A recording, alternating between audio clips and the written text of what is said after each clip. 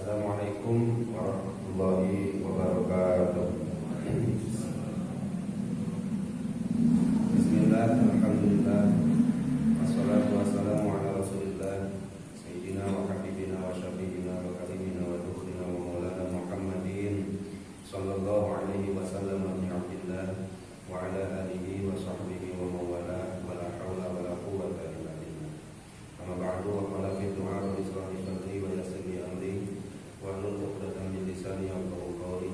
Allahumma sakhkhir lana lisana sidqin wa ij'alhu mahalla tahmid wa khitab wa nutqa bis-shawabi wal 'amala bis-sunnati wal kitab. Allahumma iftah lana abwaab al-'ilmi wa zidna 'ilma wa fahma wa alhiqna bis-shalihin. Allahumma iftah 'alaina futuhal 'arifina bi hikmatika wa anshur 'alaina rahmataka wa zakkirna ma nasina ya dzal jalali wal ikram. Walhamdulillahi rabbil alamin. Bapak-bapak yang saya hormati, alhamdulillah kesempatan kali ini kita bisa lanjutkan lagi kajian kita membaca kitab Al-Hikam, yang mana kalau dihitung ini hikmah berapa?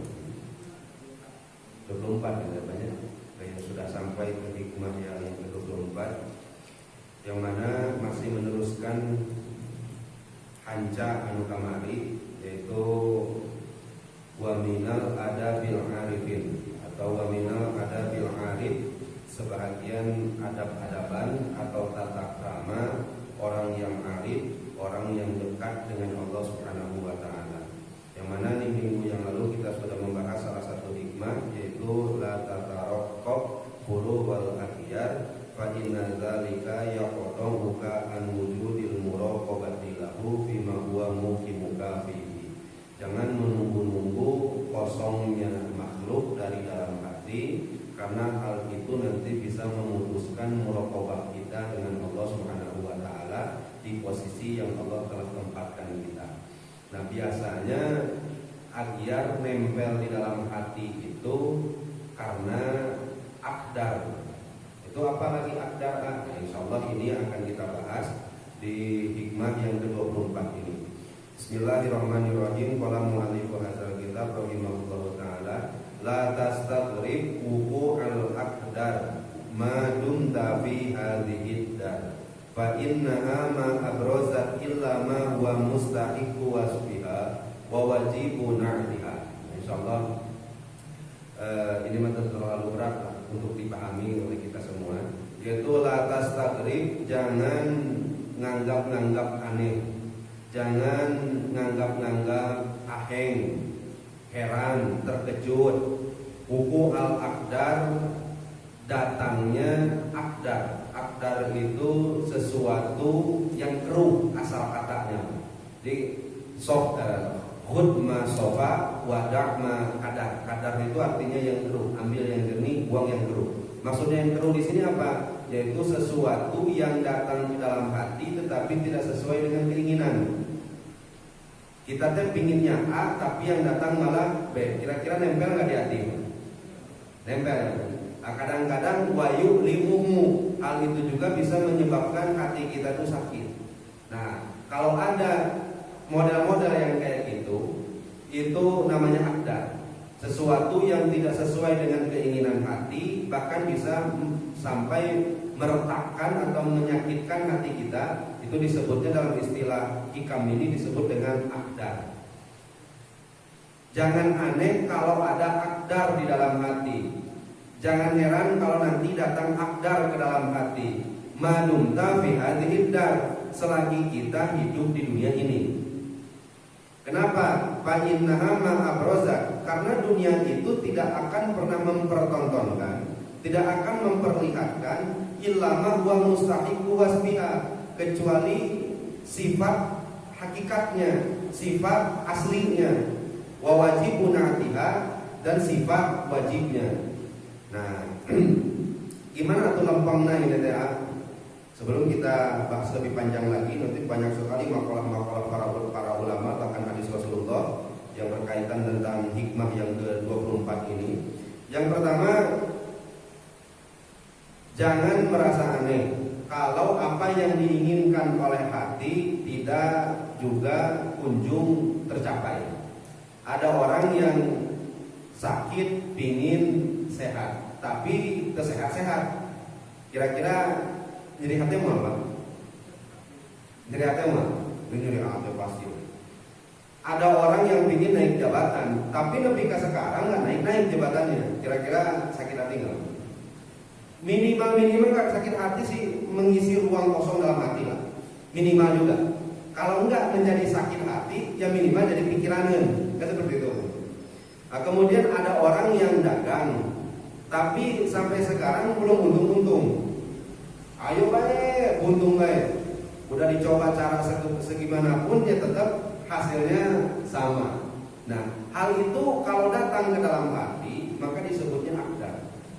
Akdar itu suatu yang keruh yang datang ke dalam hati sehingga bisa mengisi ruang hati, menutup ruang pikiran muraqabah kita kepada Allah. Kan saya sudah terangkan bahwa hati kita ini tidak diciptakan untuk dua hal, hanya satu hal. Kalau ada khaliq di dalamnya, makhluk nggak ada. Kalau ada makhluk di dalamnya, berarti khaliqnya tersisihkan. Itu aja. Kalau bapak lagi mikirin ke wetan, nggak mungkin dong bersamaan mikiran kulon. Kalau bapak menghadap ke barat, nggak mungkin dong bersamaan menghadap juga ke timur, nggak mungkin. Makanya ketika ada makhluk di dalam hati, khaliqnya hilang. Ada khaliq di dalam hati, makhluknya hilang. Nah, ini salah satu yang bisa menyebabkan itu ialah akdar tersebut. Nah, kenapa kita nggak boleh aneh, nggak boleh terkejut dengan akan hadirnya akdar ke dalam hati? Karena madumta bihati hidar. Yang jadi masalah kita jadi di tempat ini, kita jadi dunia ini.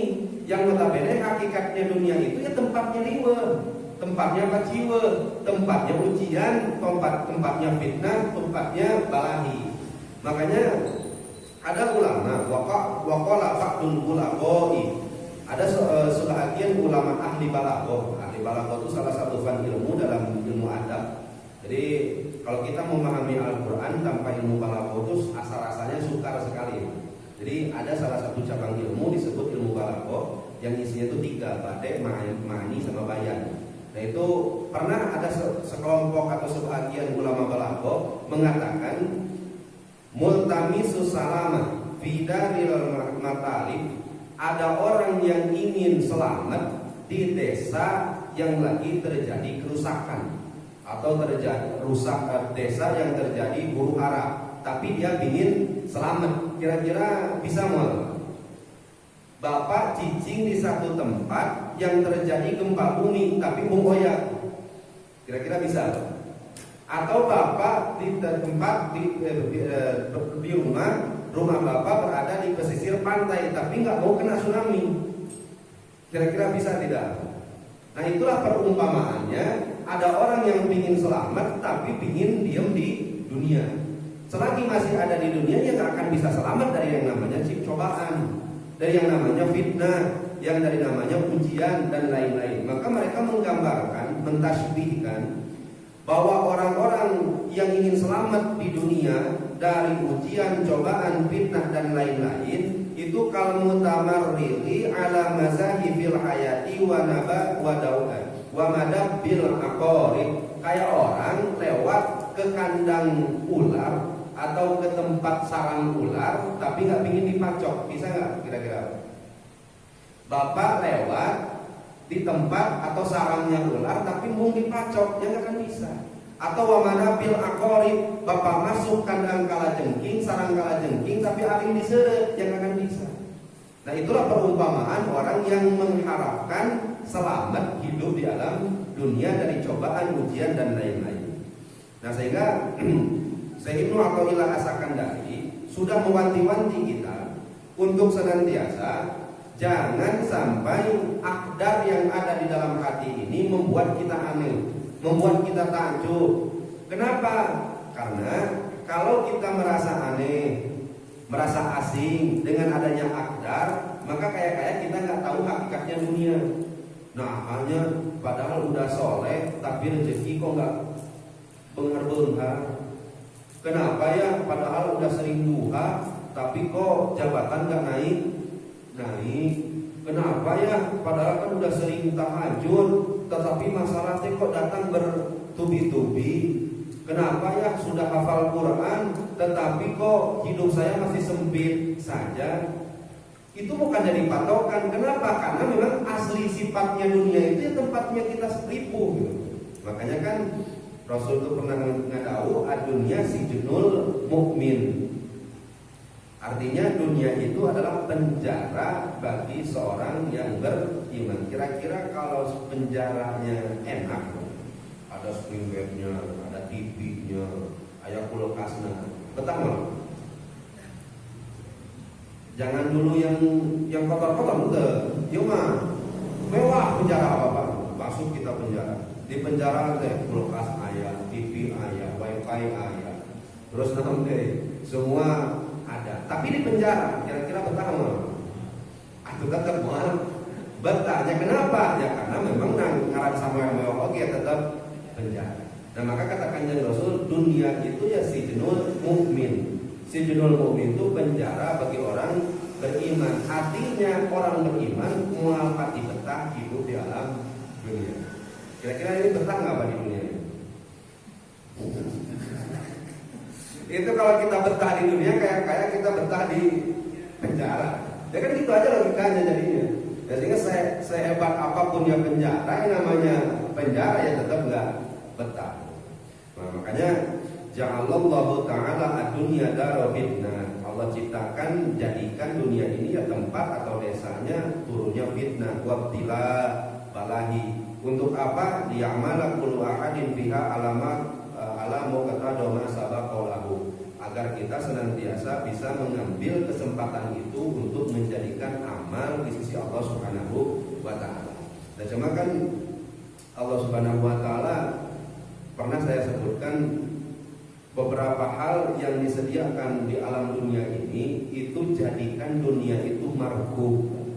Markub itu kendaraan atau tunggangan, jembatan untuk kita bisa selamat nanti di akhirat kelak. Udah gitu aja patokan kita sebagai mukmin. Artinya apapun yang Allah Subhanahu wa taala ciptakan di alam dunia ini, jadikan itu semua markub, tunggangan untuk bekal kita di akhirat. Dikasih kekayaan, jadikan kekayaan itu wasilah untuk menjadikan akhirat kita bahagia. Terus dijatuhkan ke Allah yang tadinya kaya sekarang miskin. Bisa juga enggak Pak dijadikan wasilah untuk ke akhirat? Bisa enggak kira-kira? Bisa. Kenapa? Karena dengan sabar kita juga mendapatkan pahala yang besar. Kan gitu patokannya. Kalau ada orang kaya pingin nanti kaya terus, itu mencari sesuatu yang enggak ada.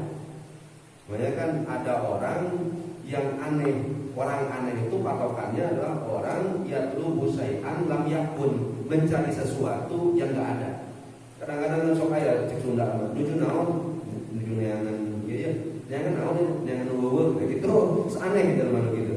Neangan nu eueuh itu semua aya. Artinya apa? Bapak mau neangan jaya di dunia, yang jaya itu enggak ada. Yang semua bisa. Kalau Bapak ingin mencapai atau mencari kebahagiaan di dunia, maka kebahagiaan yang hakiki itu enggak di dunia, ya enggak akan ketemu. Kalau kita mau mencari sesuatu yang enak, santai, lereh, hidup di alam dunia, enggak akan ketemu karena memang enggak diciptakan di sini. Dan di sini mah tempatnya penjara. Sehingga apapun yang ada di kehidupan kita, semuanya tidak mengenakan. So, enak kita taruh lah. Kaya enak enggak? Kaya enggak? Enak enggak? Enak sote cek kita.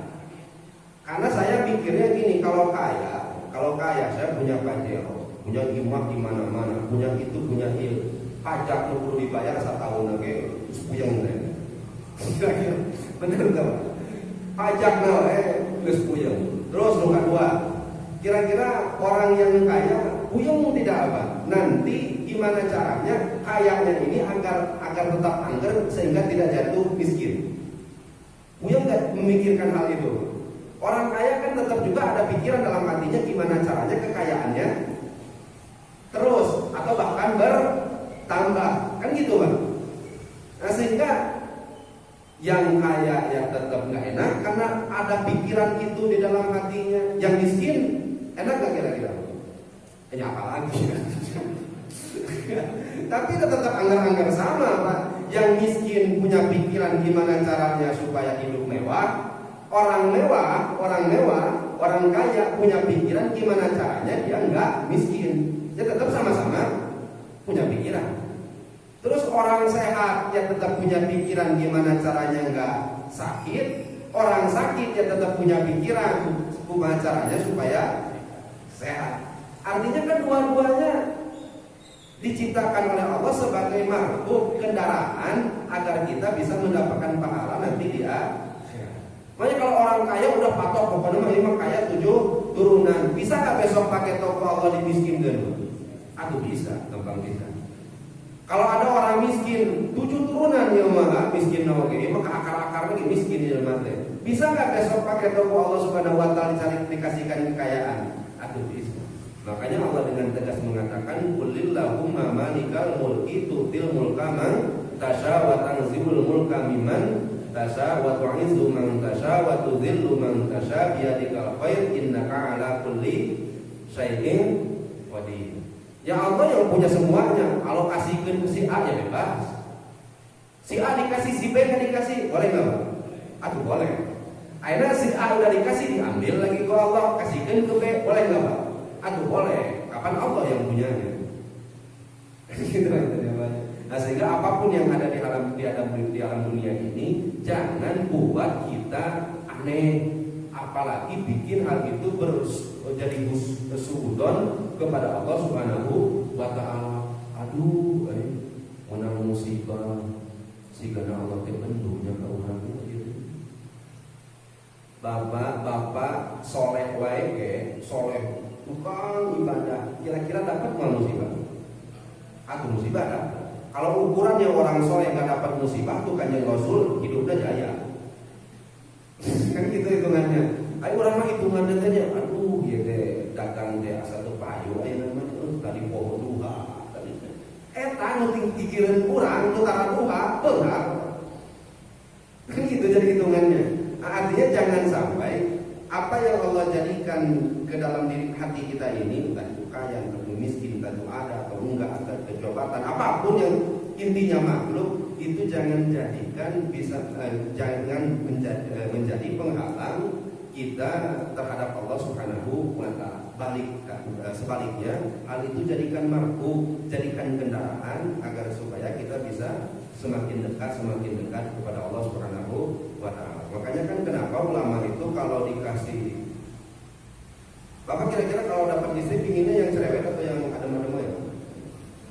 Ini santri pinginnya yang cerewet kasratul kalam atau kasratul sukut gitu, dinginnya. Kalau biasanya kan kita kasratul sukut jempling, tapi kan Bapak nggak dapat pahala gratis sabar nahan omongan istri.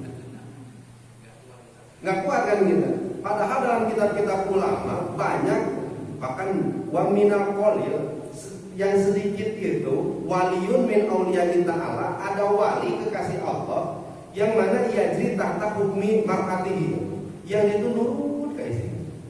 Kalau diomelan ya sabar, kalau disakiti ya sabar, sehingga ada wali itu sababiahnya cerewet istri.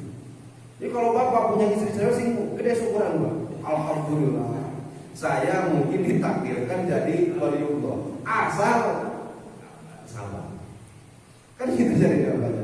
Akhirnya kita menginginkan sesuatu tapi nggak kejadian.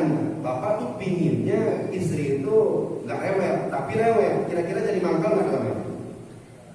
Pinginnya jadinya mangkal, sehingga hal itu bisa mengisi ruang kosong yang ada di dalam hati. Yang bagi salikin hati itu bukan untuk itu, tetapi untuk Allah. Nah inilah maksud oleh Sayyidina Ibnu As-Sakandari. Kalau kamu ingin berumah tangga tapi istri nggak mau rewel, itu salah besar. Kenapa? Karena ini dunia. Nanti istri yang nggak rewel mah di akhirat. Kan itu jadi hitungan. Sampai sini bisa dipahami. Nah maka kata Sayyidina Ibnu As-Sakandari, alasannya kenapa selagi hidup di alam dunia akan selalu datang akdar, karena dunia itu tidak akan pernah datang kecuali membawa sifat hakikatnya.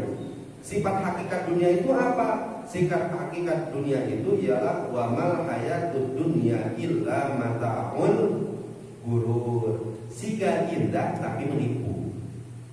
Yang itu nipu asal baik. Bapak punya uang berapa juta, 100 juta. Anggar 100 juta kita kawarkan coba. Anggar enggak, udah bakal CF. Itu kan yang nipu kayak gitu kan. Ongkos siga bengar tapi bengar tak habis. Mana ada kaya tapi habis, kan nipu. Tapi kalau akhirat, bapak punya uang 1.000, itu yang 1.000-nya habis semua. Atau bahkan bisa bertambah, yang kayaknya kayak gitu. Sehingga kenapa dunia dihitungnya seperti main-main, sikap perhiasan yang menipu, terus permainan. Ya sehingga main-main ya bapak sekarang kerja, pulang asal sebulan dapat gaji bea, balik dari gitu. Sebulan dapat gaji atau bea. Sehingga gerai namanya. Artinya terusnya siklusnya seperti itu. Nah sehingga apa yang bisa menjadi hakikat, ya hakikat itu bagi seorang mukminin adalah akhirat yang kenikmatannya itu tak akan pernah habis, yang kejayaannya tak akan pernah luntur, yang kesehatannya tidak akan pernah berkurang, yang maksud dan tujuan cita-cita kita pasti akan diijabah nanti di sana. Makanya kata ulama, kamu sabar itu sedikit, kamu kelaparan itu sebentar, kamu nggak punya pakaian itu cuma sebentar. Buktinya waqad madon al-ayyamu angka. Buktinya kan hari-hari telah berlalu, sehingga semakin sebentar lagi kamu akan mendapatkan ujian itu. Jadi hitungannya kan cuma sedikit. Kita sekarang kelaparan di dunia sebentar. Dah setiap hari terus terlewati kan. Makanya kata Imam Al-Ghazali, apa yang paling dekat? Yang paling dekat itu cuma waktu. Waktu yang terlalu kita lewati sehingga mendekat ke batasnya. Ya waktu aja yang semakin mendekat, sehingga apapun yang terjadi di alam dunia ini jangan sampai jadi penghalang kita untuk senantiasa beribadah kepada Allah Subhanahu wa taala. Sehingga nggak ada patok yang banyak, nggak ada patok kalau ibadah itu mau bisa, mau tidak bisa, mau kaya ataupun tidak, mau sehat ataupun sakit, semuanya diberi kesempatan sama untuk meraih ridho Allah. Jadi jangan pernah bapak beranggapan tuh mengenanya jadi lubung karoba amalnya, miskin banyak. Terus tuh, bisi bapak punya perasaan jadi lubung karma. Menangnya banyak amalnya, bisa sedekah, bisa haji, bisa nanti kan zakatnya kan banyak, terus bisa membantu dan lain-lain. Gede bila atau gede lamun soleh kan? Ini hitungan lamun soleh belahan. Lamun soleh mau yang besarnya luar biasa. Tetapi miskin juga ada kesempatan yang sama nggak? Ada kesempatan yang sama nggak derajatnya di sisi Allah? Ada kesempatan yang sama. Makanya kan katakan yang Rasul, dunia ini masih ada dengan 4 orang yang banyak. 1, ilmunya ulama. Selagi ulama masih ada, dunia ini masih ada tiangnya. Yang kedua, ada pemerintah atau pemimpin yang adil. Selagi ada pemerintah dan pimpinan yang adil, maka dunia ini masih tetap akan seperti ini. Yang ketiga, ada orang kaya tapi soleh. Ada. Yang keempat, ada orang fakir, ada orang miskin yang sabar, yang selalu berdoa. 4. Jadi salah satu ya kita. Yang mana kira-kira? Mau menghidupkan dunia dengan ilmu, mau menjadi pemimpin di dunia, atau pemerintah suku RT atau belahan, atau mau yang ketiga jadi bengkar, bari soleh, atau yang keempat ini gratis bisa, tapi jarang ada yang ngomong sini. Miskin, fakir, tapi harus sabar. Masa gitu. Nah ini kalau kata bapak bukan nanti di kitab-kitab ulama tasawuf, ini semuanya wali. Empat ini orang-orang yang dekat dengan Allah. Sedikit nggak pak orang yang bisa jadi ulama? Tapi ulamanya yang beneran ini bapak. Jangan ulama yang kayak kita ini. Kita mah ulama-ulamaan ini mah. Kita mah alim yang jamanya alimun, tahu saja. Kalau ulama itu ya tahu dengan rahasia dan hikmah, itu ulama. Makanya kata ulama tuh apa syarat jadi ulama? Satu, kasratul hifdi. Kasratul hifdi itu banyak hafalannya. Itu syarat pertama untuk jadi ulama. Hafalan itu kayak gimana? Imam Ahmad bin Hanbal itu meriwayatkan Imam Syafi'i itu hampir hafal 1 juta hadis lebih. 1 juta hadis lebih. Bapak bayangkan 1 juta hadis atau kumahan numpluknya dina mastaka. Kitab Imam Maliki berjilid-jilid kitabnya. Itu ketika Imam Syafi'i mau datang ke Imam Maliki, mau berguru, kata Imam Maliki melalui ajudannya, kasih tahu orang yang mau berguru ke saya harus baca dulu kitab saya baru berguru. Selang beberapa hari datang Imam Syafi'i, masih disodorkan persyaratan yang sama. Kan kemarin udah dibilangin baca dulu semuanya, baru datang lagi. Kata Imam Syafi'i, buka halaman lembar berapa, semuanya sudah di sini. Oh, Imam Syafi'i. Orang hafal hadis mendua. Inamal amal biniat, yang jadi perlu bidatin walalah. Sakit begitu nasibnya apalah hadis. Tapi kasratul hifdi banyak hafal. Yang kedua kasratul fahmi. Kasratul fahmi itu banyak paham, banyak hafal ya banyak paham. Terus kasratul intilah. Kasratul intilah itu banyak memutolaahnya, banyak mempelajarinya. Ya syarat ketiga adalah anak. Banyak hafal, banyak paham, banyak intilah. Itu minim-minim itu jadi semi ulama. Lumayan lah jadi semi ulama. Dari 12 pan ilmu itu kecepeng 10 atau 11 atau bisa semuanya kecepeng 12 pan ilmu. Mau jadi yang ini lah, yang nomor 1 atau yang kedua? Yang kedua jadi pemimpin yang adil. Terus jadi pemimpin yang adil, repotnya luar biasa, susahnya luar biasa. Komuni zaman kiwari. Yang ketiga tuh nubenghar tapi soleh, berehan. Pokoknya mah jangan ada sampai tetangga bapak ada yang lapar. Kira-kira sanggup nggak ini? Jangan sampai ada satu RT tetangga kita yang lapar. Itu sahawatul agniya.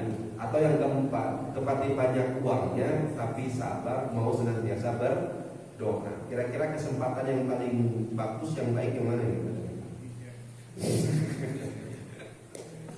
Kalau santri menopar regalanya. Nah, sehingga jangan jadikan semua yang tadi, balik lagi, banyak jadikan semua yang tadi itu semuanya penghalang kita ke Allah, tapi jadikan itu semuanya marfu. Marfu itu tunggangan untuk bisa menuju melesat ke Allah Subhanahu wa taala. Mengapa?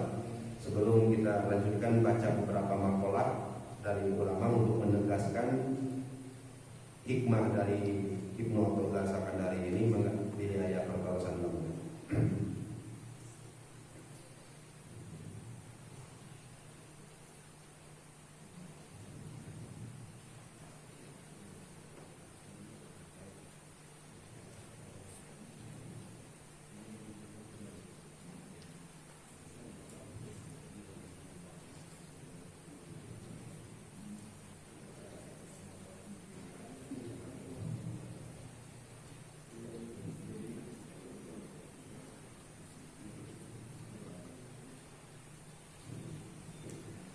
Kita lanjutkan dulu ya, banyak sambil nyemut-nyemut. Ada dauhan Imam Ibnu Abbas, Imam Ibnu Mas'ud radhiyallahu anhu. Kita tahu Imam Ibnu Mas'ud luar biasa derajatnya di sisi Allah. Ad-dunya kulluha umumun. Dunia itu semuanya membingungkan. Kalau kita lihat dari awal sampai akhir tadi keterangan kita kayak yang membingungkan atau menyebabkan kegundahan, kebingungan. Pamakana min habis sururin bahwa ribun. Kalau ada dunia yang menyenangkan, maka itu anggap saja batik. Itu anggap saja bonus. Itu minculak dari sekian banyak dunia. Jadi kan dari setiap hal itu pasti ada yang minculak ya, pasti ada ya. Orang kami pada soleh ya pasti ada, kurang ajar seorang ya pasti ada. Semuanya kurang ajar tapi pasti ada yang solehnya seorang ya pasti ada. Minculak itu pasti ada. Kemunculan itu pasti ada. Waqala al-Imam al-Junaidi radhiyallahu anhu. Imam Junaid radhiyallahu anhu pernah tahu, lastu astabshi'u ma yaridu alayya minal alam. Saya itu enggak pernah menganggap yang datang, alam yang datang, makhluk yang datang ke saya itu saya anggap jelek, enggak pernah. Saya nggak pernah menganggap sesuatu yang datang itu jelek ke saya. Li'ani qad asawtu aslan, karena saya menganggap mereka sudah melihat mereka sebagaimana aslinya. Jadi kalau ada dunia yang datang, maka saya tidak menganggap dunia itu jelek. Entah itu kaya datang, saya nggak menganggap kekayaan jelek. Entah itu miskin datang, saya nggak menganggap kemiskinan itu jelek. Wa huwa anna dunya daru hammin wa ghammin wa bala'in wa fitnatin. Karena saya menganggap mereka, memandang mereka seperti asalnya, seperti sifat aslinya. Apa sifat asli dunia itu? Kata Imam Junaid, ad-dunya daru hammin. Dunia itu tempatnya bingung, tempatnya ghammin, tempatnya bingung, tempatnya gundah, tempatnya nyeri hati, wa balain, tempatnya dicoba, wa fitnahin, wa fitnatin, di tempatnya di fitnah. Wa anal alama kulluhu syarrun wa min hukmi, dan seluruh alam ini sejatinya buruk, terkecuali hal-hal yang bisa kita jadikan wasilah mendekatkan diri kepada Allah Subhanahu wa ta'ala. Itu kata Imam Junaid. Ada satu lagi. Imam Abu Turab radhiyallahu anhu pernah berkata, "Ya ayyuhan nas, manusia, antum tuhibbuna salasata asya." Kalian mencintai 3 hal. Kita mencintai 3 hal. Walaysa ya lakum tuhibbun. Sedangkan yang 3 hal ini tidak mencintai kita sama sekali. Kita cinta ke 3 hal, tapi yang cinta ini, yang 3 hal ini tidak membalas cinta kita. Mana? An-nafsu wa hiya li hawa. Kalian mencintai diri kalian, padahal diri kalian mencintai nafsu, mencintai hawa nafsu. Kita mencintai diri kita, kita rawatannya, kita ini, kita itu. Tetapi diri kita sejatinya mencintai hawa nafsu. Dasok menuturkan hawa nafsu, bukan menuturkan akal. Kemudian wa tuhibbuna ruh wa ruhulillah. Kamu mencintai ruh kalian agar ruh ini nggak keluar. Padahal ruh kalian itu mencintai Allah. Padahal ruh kalian itu bisa tenang, bisa nyaman ketika berada di Allah. Wa tuhibbunal mala. Kalian mencintai harta, sedangkan wal malu lil warasa. Harta kalian untuk ahli waris. 3 hal. Kita cintai diri malah buat nafsu. Kita cintai ruh, jiwa kita buat Allah. Kita cintai harta malah buat ahli waris. Bahkan dilanjutkan, wa tatlubuna isnaini. Kalian mencari 2 hal. Wala tajiduna huma. Sedangkan yang 2 hal ini tidak pernah kalian temukan. Apa yang kita cari dan tidak pernah temukan? Ar-rohata wal farah, yaitu kenyamanan hidup di dunia, wal farah, dan bahagia hidup di dunia. Kira-kira bisa nggak betul? Walaupun ada, hanya beberapa waktu lewat hilang. Ada beberapa waktu lewat hilang. Contoh-contoh gampang nama, punya mobil baru bunga itu berapa hari? Dan bulan Maret Ramadan punya cil. Berapa hari? Encan namun rusak, encan ngakores kapaker. Nama-nama ribu nggak kira-kira? Hitungannya mana-mana Pak riwayat. Tapi pas pertama dapatnya mah aduh bunga, alhamdulillah dapat mobil baru. Ngegores tak mobil teh, ngegores karena paker. Jadi sedih nggak? Risau nggak? Padahal mobilnya masih ada. Atau kok mau mobilnya hilang. Asal ini saya dipanggil dulu. Nah sehingga kalau kita ingin jadi benar-benar bahagia ya susah. Kalau bahagia hanya semu lah, beberapa lah beres ya lewat, beberapa waktu terlewat ya beres, ya gitu kan. Nah sehingga mudah-mudahan kita singgi papadinan basiro, di papadinan akal, ulul albab oleh Allah, sehingga dengan mata hati, dengan lubun hati itu beberapa bagian. Kolbun yang luar, nanti ada lubuk hati yang dengannya kita bisa memiliki basiro. Makanya kan kata Allah dalam surat Al-Imran itu wasari, bukan wasari dua kata liulil inna fi khalqis samawati wal ardi wa ikhtilafil laili wan nahari la ayatin liulil albab. Ulil albab itu siapa? Orang yang mempunyai lubuk hati. Dan ini cara kita melatihnya tuh. Alladzina yadhkuruna Allaha qiyaman wa qu'udan wa 'ala junubihim. Orang yang selalu mengingat Allah. Makanya kita harus coba senantiasa Allah-Allahan dalam